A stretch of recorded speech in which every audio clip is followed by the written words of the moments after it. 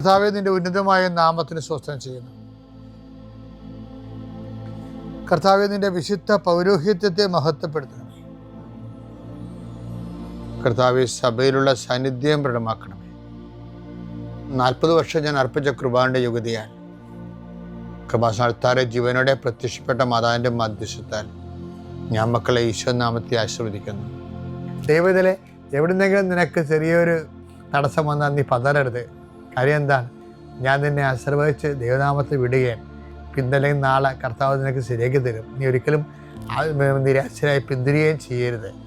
ഇത് നിനക്ക് എപ്പോഴും കർത്താവിൻ്റെ തുണയായി വരണം. എൻ്റെ കർത്താവ് രോഗികളെ സംബന്ധിച്ച് പ്രാർത്ഥിക്കുന്നു.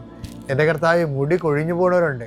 വട്ടത്തിൽ മുടി കൊഴിഞ്ഞു പോകുന്നവരെ കാണിക്കുന്നുണ്ട്. അവരെല്ലാം കർത്താവ് സ്പർശിക്കണം. അവരിത് മാത്രം മാനസിക സംഘർഷം അനുഭവിക്കുന്നു. Cancer 4th stage അനുഭവിക്കുന്നവരുണ്ട്.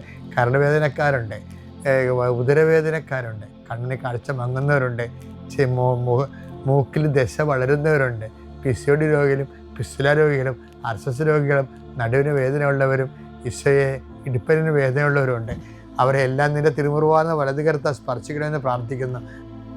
ഇന്നത്തെ യാത്രയ്ക്ക് വേണ്ടി വിധവിധമായ ഒരുക്കിയിരിക്കുന്ന ലക്ഷ്യങ്ങൾ, കണ്ടുമുട്ടുന്ന വ്യക്തികൾ, സംസാരിക്കുന്ന സംഭാഷണങ്ങൾ, എഴുതുന്ന രേഖകൾ, ഒപ്പിടുന്ന ഡോക്യുമെൻറ്റുകൾ,